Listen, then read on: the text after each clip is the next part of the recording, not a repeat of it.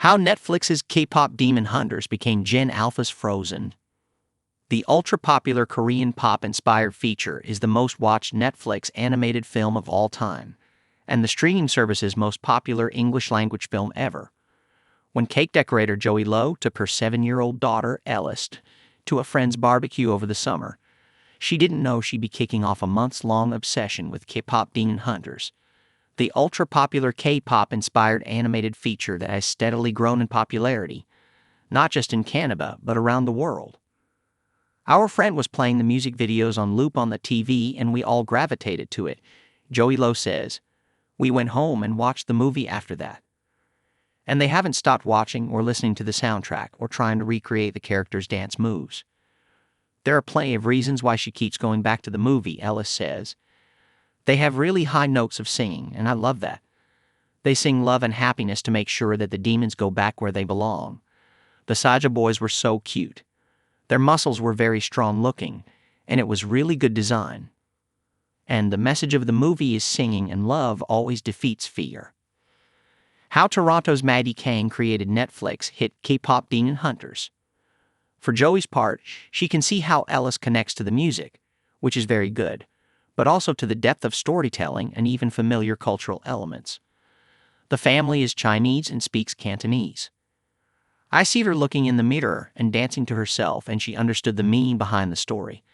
So I feel like all these things made her connect to it, Joey says. And subconsciously, it's probably good representation for her too, because she's seeing characters that look like her and eat things that she's eating. We're Chinese and speak Cantonese, and the characters are English-speaking and East Asian-looking.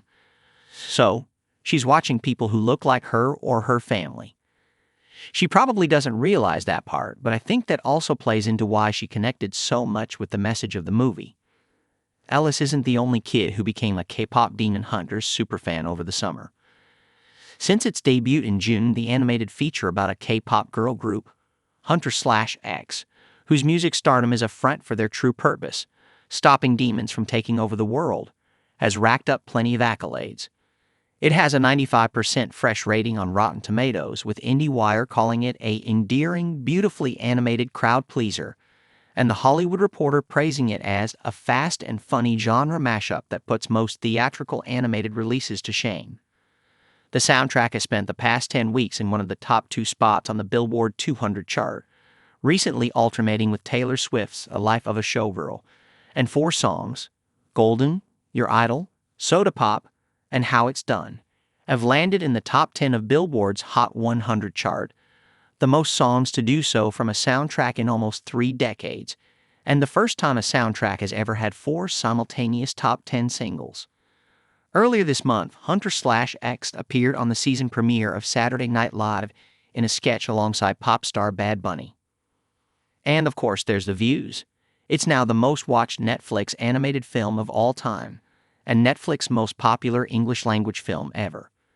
It has spent 17 weeks on the platform's most watched movies list, this week taking the top spot in 76 countries and ranking in the top 10 in 17 others. The audience is not just kids. Viewers of all ages have fallen in love with the movie, flocking to movie theater sing-alongs and analyzing its appeal online. But it is a lot of kids and their parents. Ask these young viewers why they're such big fans of the movie, and their reasoning is simple. It's really, really good. The animation is gorgeous. Adults have drawn comparisons to another cross-generational hit, 2018 Spider-Man, Into the Spider-Verse, while the characters are a compelling mix of relatable and aspirational. There are lots of funny moments, and importantly for a story about Korean musicians, the songs don't just sound like K-pop. They are K-pop.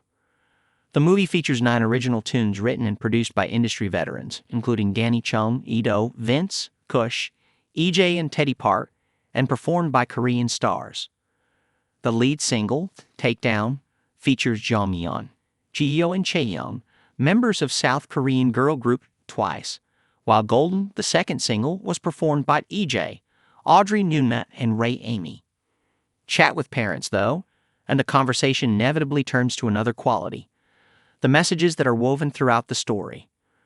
The female characters feel true to life, balancing silliness and friendship with a sense of purpose, and the plot touches on sometimes difficult emotions like fear, shame, and betrayal. This is especially evident in the movie's central conflict. Hunter/ex-rivals, the Saja Boys, are a boy band comprised of demons in disguise who are literally competing for fans' hearts, minds, and souls. But they're not just randomly evil. Lead singer Jinu is haunted by the consequences of his own selfish behavior and motivated by the desire to avoid further pain. Nuanced themes are also easy to spot in KPop Demon Hunters' big twist. Viewers might think lead singer Rumi is losing her voice because of a secret from her past, but as the movie unfolds, we learn that it's actually self-disgust that's silencing her. I think there's something about seeing girl characters who aren't princesses, who are kicking butt and who are comfortable in their own skins, says Will Perkins, dad to 7-year-old Frankie, who will be dressing up as her favorite character, rapper and lyricist Zoe, for Halloween. The whole movie is about becoming comfortable with yourself and relying on your friends and your family, and knowing that they're there. I think there's an aspect of that's got to be heartening and comforting to a kid. Will be going as Healer Han, the eccentric doctor voiced by Daniel Dae Kim. These storytelling choices align with what studio executives have long known about the most successful children's entertainment properties. Kids can absolutely feel when they're being talked down to or pandered to, says Brandon Lane, VP of Creative at children's entertainment-focused production company Balloon House Productions, and a former network executive at Waddy TV, Treehouse, Teletoon, Cartoon Network Canada, and Adult Swim Canada. Content that respects the audience, has strong characters and stakes, a sense of wonder and cultural relevance and authenticity, will always have a better shot at being a hit with kids, teens, tweens, and even adults. Ironically, authentic specificity often makes stories more universally relatable. That's something Lindsay Ireland sees too. Her sons, 10-year-old Carter and 8-year-old Bryce, love the movie, from the music to the characters, and she quickly became a fan herself. She especially appreciates its representation of strong female characters who are vulnerable, authentic, and imperfect, and have deep, important friendships with one another. But one surprisingly impressive aspect of the movie was the way it takes young viewers seriously. I love that the movie wasn't afraid to slow down at moments. The developing relationship between Jinu and Rumi is a great example. The scene when they sing Free together is slow and dreamlike, but my kids were captivated entirely despite the change in pace, she says. I think it's really special how the movie trusts kids with a scene like this, rather than leaving it out because it's too mature or too complex. It's not just your typical love scene between boy and girl either. It's an exploration of deep connection and compassion that ultimately guides each of the characters to find acceptance in themselves. This wasn't an accident. The story was conceived by Toronto native Maggie Kang, who describes herself as an original K-pop fan that has loved the genre from the first generation of idols. She teamed up with Chris Applehands, Danny Jimenez, and Hannah McMecken to write the screenplay, then co-directed the movie with Applehands, and the entire team was aligned all the way through. This wasn't meant to be a good story for kids, it was meant to be a good story. Full stop.